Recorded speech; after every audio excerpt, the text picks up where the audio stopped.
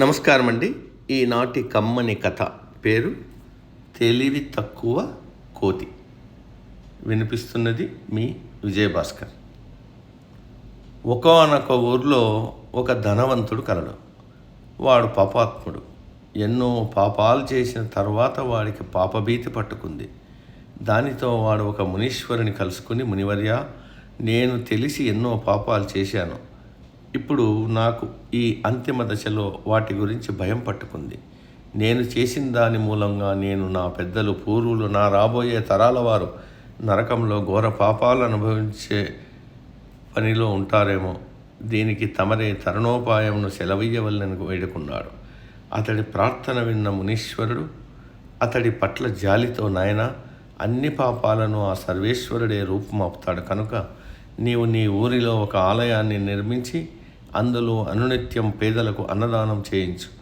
దానితో నీ యొక్క పాపాలు పరిహారమవుతాయి అని తెలిపాడు. మునీశ్వరుని సలహా నచ్చిన అతడు ఆయనకు నమస్కారం చేసి తన ఇంటికి చేరుకుని వెంటనే దేవాలయ నిర్మాణానికి ఏర్పాట్లు చేయసాగాడు. ఇందు నిమిత్తంగా కొద్దిగా కలప అవసరమైంది. దానితో కొందరు అడవికి పోయి పెద్ద పెద్ద చెట్లను నరికి ఆ దూలాలు తీసుకువచ్చి మంటప నిర్మాణానికి గాను వాటిని రంపాలతో కోయసాగారు. దానితో ఆ ప్రాంతమంతా ఎంతో సందడిగా ఉండసాగింది. ఈ తంతును అక్కడికి దగ్గరలోని మరో గుడి వద్ద ఉంటున్న కూతుల మందలోని ఒక కోతి చూసింది. దానికి ఈ సందడంతా ఎంతో ఆనందంగా ఉంది. అప్పుడప్పుడు అది పని జరుగుతున్న చోటుకొచ్చి పోతూ ఉండేది. మిగిలిన కోతులు మనుషులతో మనకు పనేమిటి అంటూ దానికి హెచ్చరించాయి. అయినా అది వినలేదు. ఒకనాటి మధ్యాహ్నం వేళ పనివారందరూ ఎక్కడ దూలాలు అక్కడ వదిలి భోజనానికి వెళ్ళారు. వారు లేకపోవడం చూసిన కోతి అక్కడికి వచ్చింది. అక్కడ దానికి దూలాల మధ్యలో ఇనుప మేకులు కనిపించాయి.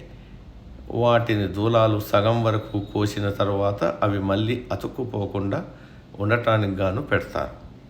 ఈ సంగతి తెలియని కోతి ఇలాంటి ఒక దూలం మధ్యలోకి దూరి ఎంతో ఆత్రంగా ఆ మేకును తీయడానికి ప్రయత్నించింది. ఎంతకీ రాకపోవడంతో ఒక రాయిని తెచ్చి దానితో బలవంతంగా కొట్టింది. ఆ రాయి దెబ్బకు ఆ మేకు కిందకు జారిపోవడం, దూలం దగ్గరగా చేరడం, మధ్యలో ఉన్న కోతి ఊపిరాడక గిలగిలా తన్నుకొని మరణించడం జరిగింది. సమాప్తం.